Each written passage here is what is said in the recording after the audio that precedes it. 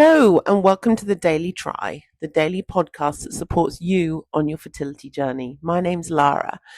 Today, I'm going to talk about handling triggering situations or moments or days, because I know if you're anything like me, then you've had them, or you are going to have some. Because even when you think you're not bothered by baby announcements or pregnancy announcements or gender reveals or pictures of bumps or any of the above, sometimes it just gets you. I remember after did my IVF that didn't work, my brother told me that he was pregnant. Well, him obviously, him and his partner at the time, and it was really upsetting. Really upsetting. I didn't think I'd be bothered by it, but I was absolutely devastated. I was obviously happy for them, but at the same time, I was just in tears for ages, just feeling like this sucks. I've gone through all of this and I didn't get pregnant. I didn't get a baby. And these guys, they've pretty much just met and they're already pregnant. And it just felt so unfair. So I know exactly what it's like. And some days are just harder before they've even begun. If it is an event that you've got to go to that day, like you might have been invited to a baby shower because one of your friends is pregnant, or you might have found out from your best friend that they're pregnant, or might be a family gathering, or even could be a scan date or a pregnancy date that you thought would be yours. I know, like, after I went through IVF, the second round, I did get pregnant. And so I then set up the apps to track, like week 1, 2, 3, 4, 5. And I logged into it about a year later. I can't remember why. And obviously, I miscarried, so obviously I hadn't been back into it since then. And it told me, congratulations on your baby. And it's like, well, there wasn't a baby. And it's just so hard. These things are just, feels like they're kind of hiding around nearly every corner and makes it really difficult some days to just get through the day.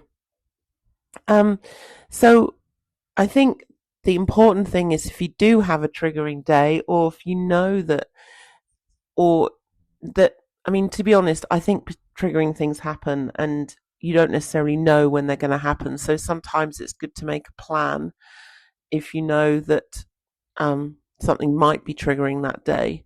So it might mean if it's an event you're going to where it's family there, it might be, and someone's going to announce a pregnancy, or if it is a baby shower that you're going to, it might mean only going for an hour and leaving early. It might mean driving yourself, and so you have a way to get out early. Or it might be arranging a check-in with someone you trust. A bit like when you're dating and, you're on a date and after half an hour you're like, oh my God, this guy, or I'm not sure if he's for me. And you get a friend to call you and give you a get out clause. Doing that kind of stuff, it's for your mental health. It's important. So if you need to do that, then you should set those kind of things up. And you can actually, for dating anyway, you can get apps that will call you at a certain time. And so it's like a proper phone call. So you don't even have to have a friend do it for you. So it's actually very convenient. Or it might be deciding in advance what you'll say if someone asks the question that you don't want to answer, like, oh, how are you going? When are you expecting? Are you trying for a baby? All these kind of things that it's hard. And when you're put on the spot, it can be upsetting. And I know even now I find it upsetting. My niece, who's 7, nearly 8, was like, when are you going to have a baby? And it's like, I'm not. No. Yes, you are. No, I'm not. And you've got this whole conversation going on, and it's very hard to shut it down. But I think the thing is that what we need to take, I and you probably need to take out from all of this, is that you don't need to prove that you're a good friend or family member or a person just by pushing yourself beyond what might be at the moment your limit. Because, everyone has emotional ups and downs and emotional bandwidth and energy that they can deal with in that moment. And sometimes you just have less of it than others, like when you're tired or when you've been going through trying to get pregnant for a long time, or say you haven't had a good night's sleep, or you've just had an argument with your partner about something really silly, like why hasn't he done the washing up, or you know, all of these things can really impact on you. And then you add on top of that trying to get pregnant, and it can be really difficult. So, what I'm saying is, you don't need to feel like you have to do this stuff just because you think that's what people are requiring. And if the day or the event is something that can't be avoided, you want to try and plan what you might think of as a soft landing around it. If you're going to a daytime thing, keep the evening free so you can just come back, crash on the couch, and just watch Netflix. Have dinner already planned and in the fridge ready to go. Plan something nice for afterwards. Maybe it's a nice hot bath. Maybe it's calling a friend. Maybe it's reading a book that you've been wanting to read for a while. Like yesterday, I ended up getting a pedicure, and it was so lovely, and I felt so relaxed after it. And I think sometimes it's just doing those things for yourself is just really important, because sometimes you just need to be quiet and need to take some time out, and you shouldn't pack everything in if you don't have to, if you think that this might upset you.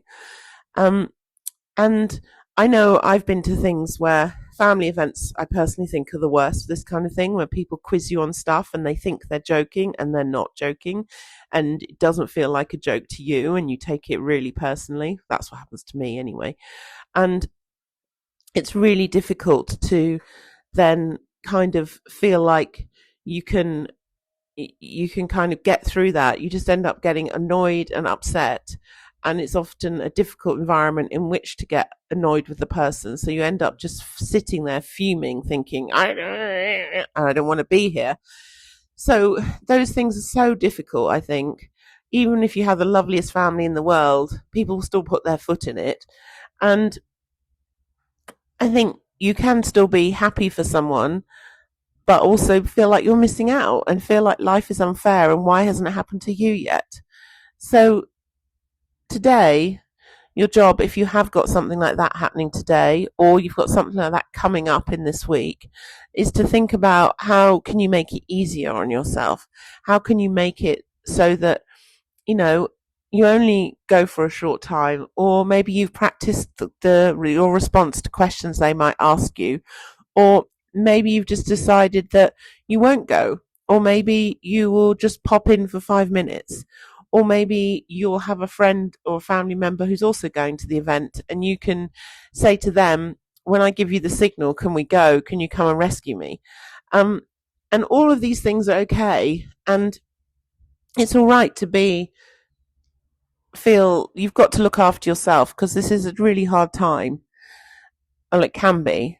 It's just one of those highs and lows. So I hope you have an amazing day today, and I hope there's no triggers. And if there are, really try and think of ways that you can plan and not be triggered by them. It's really hard, but you've got this. I know you've got this. So here is a massive hug, and I will talk to you tomorrow. Have a wonderful day.